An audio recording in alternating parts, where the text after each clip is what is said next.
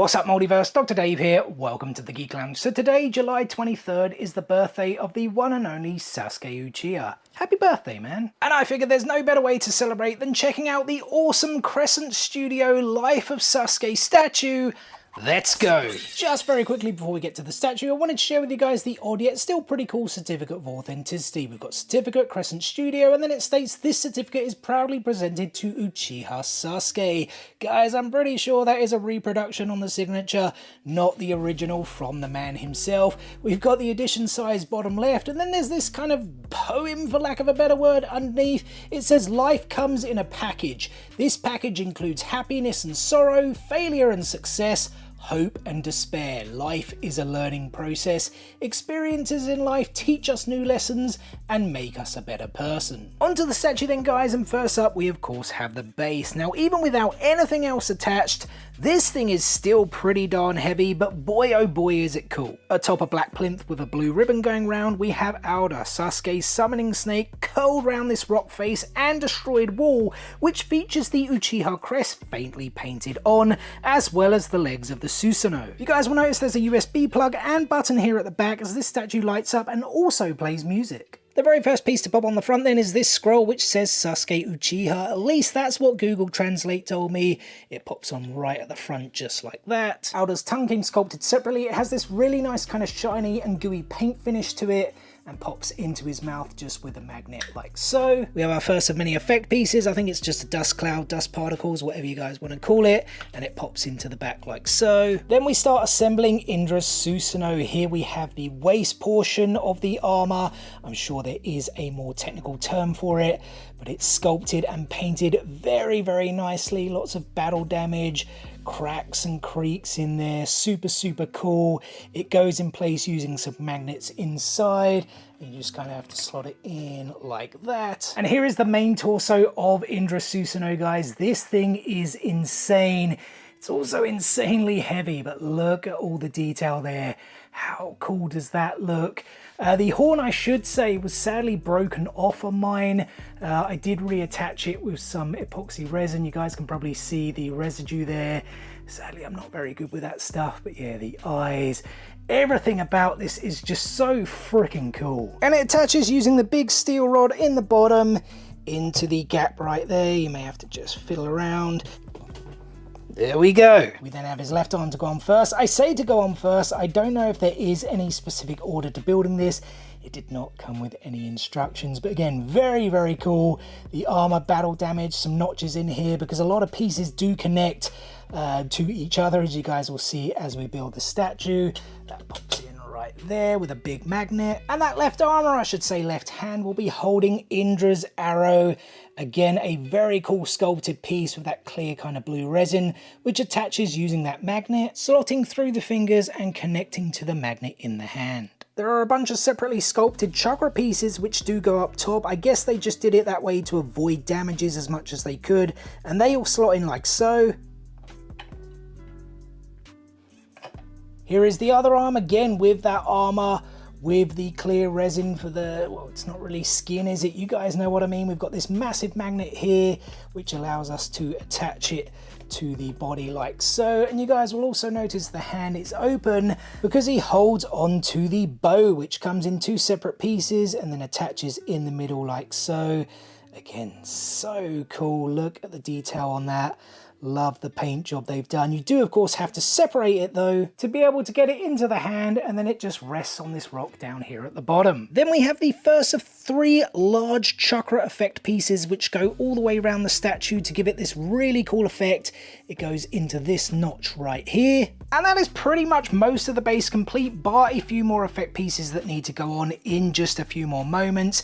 That means we can now start getting into some of the figures. And this just wouldn't be right if we didn't start with Kid Sasuke from the original Naruto. Now, I'll be honest with you guys, the head sculpts on these, they're not like perfect 10 out of 10s.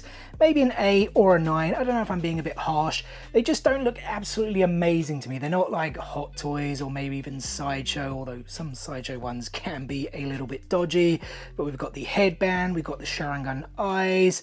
All of the outfit is nicely painted to make it, you know, appear kind of like texture and fabrics. We've got the Uchiha crest on the back. You guys may notice as well, sadly, I did actually snap off the other side of the headband. I literally just did that while filming, so that kind of annoyed me quite a lot. I will fix that later. So these are pretty fragile. The heads do actually come. This is how I actually broke it, because I wanted to show you guys that the heads do come separate, but pretty strong magnets. So that's how I actually just broke that off camera a second ago. But yeah, it's still very, very cool. And he slots in front and center right there, and also has some of these really cool flame effect pieces that go around him. And the next Sasuke figure will go in here on the left, but before we can put him in, we have to pop in this other dust cloud particle effect piece, whatever you guys want to call it. It slots in right here, just like that, because it will actually give the figure stability. And that next figure is Team Taka Sasuke, adorned in the Akatsuki robes. Again, the paint job to give that textured finish, very, very cool. We've got his like rope belt here, as I mentioned, the Akatsuki robes, just this kind of flowing in the wind style, very, very dynamic. We've got some damage there, just like the color gradation. Yeah, such a cool job with the paint jobs on these. There's the head sculpt. Again, not 10 out of 10, as I mentioned. I don't really want to repeat myself, but it's still cool nonetheless. We got these Sharingan eyes as well, and he does actually come with this sword right here as well, which you can pop in. Sasuke wouldn't be complete without a blade, right? And he just slots in over here using that rod on the knee. There we go. And as you guys can see, the magnet that I mentioned before from that dust cloud particle effect kind of brings it up and gives it more stability. Then we have the second of the three larger chakra effect pieces, which pops onto the bow right here like that. You just kind of lean it over, and again, it just gives the statue this more kind of dynamic feel to it, some dynamism, is that even a word? And for those of you who did use your Sharingan eyes earlier, very well done. If you guys have no idea what I'm talking about, you'll see I have actually changed the angle of the bow. This is the correct angle. Originally I had it going like that, and it means this effect piece up top cannot go on properly. So yeah, make sure you have the bow angled like that. And the next Sasuke figure to go up top, guys, is the one in his, what would you call this, everyday outfit? I don't know, it's the one we saw him in the most throughout Shippuden, the grey shirt, the blue pants, the belt, and look at all the accessories that come with him. These were all separate, I've just put them on to save time.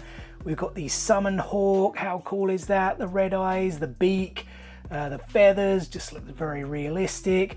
We've got a Chidori blade there, which is really cool. Speaking of Chidori, there it is, guys. That is actually made up of several small separate pieces, not all separate, but quite a few, which is really annoying.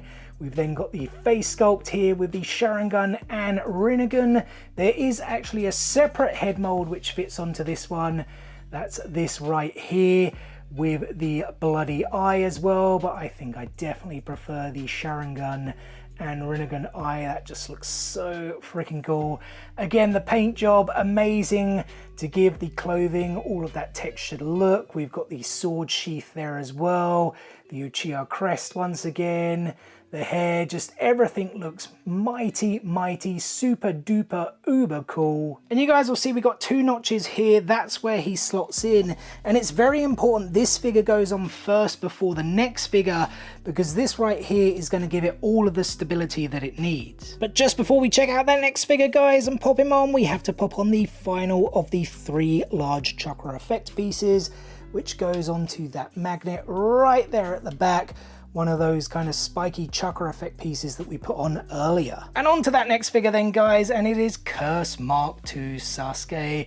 Look at that head sculpt. I think it is definitely the best of the bunch.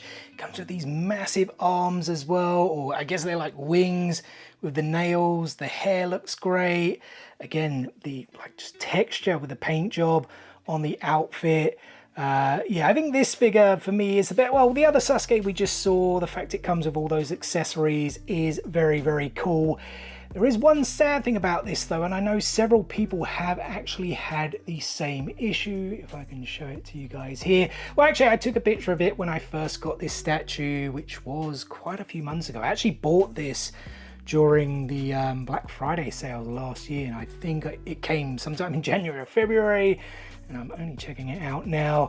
But yeah, this wing was actually damaged, so like the horn of the Susanoo, I had to attach it. But yeah, I know Bam's Collectibles, he showed this off, it was around the start of the year, 4, 5, 6 months ago.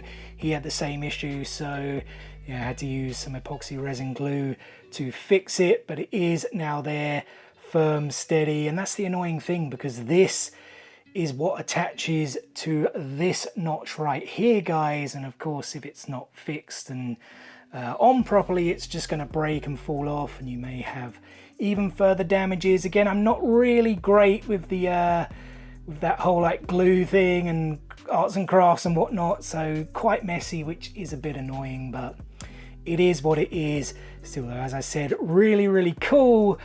It is a bit of a pain to get on. I actually couldn't get a good shot of attaching it to the statue for you guys. As I said, it's very kind of finicky, annoying to get in place. You have to kind of really shove it in there, right behind here on the Susanoo arm. But yeah, once it's in place, as I mentioned before, the other Sasuke figure up here gives the arm the stability, so it's there, it's in place, because it is essentially hanging, as you can see, which is very, very cool. Very like dynamic pose, kind of flying through the air. The Chidori there as well, like the other figure, several kind of separate pieces. Really annoying, really finicky to kind of get them in. They do fall out pretty easily, but yeah, once it is all together, does look pretty freaking sweet. So we got one final Sasuke figure to go, but just before we get to that, let me share the freebies that came with this statue. So I showed you guys this alternate head sculpt earlier. It does actually come with this mini bust along with chakra effect pieces, so you can display it with the statue should you wish to or not. And then we also got this funky Kurama in armor. I don't know if it's chibi design is the right word to put it. From what I heard, you actually got this free if you pre-ordered the Life of Naruto statue along with the Life of Sasuke one, both from Crescent Studios. Although I technically had pre-ordered the Naruto one, I didn't ever receive it. It took so long for it to come into stock, and then eventually I got a voucher which I then used to buy this statue, and then the Naruto one did then come into stock, so I definitely still need to get that.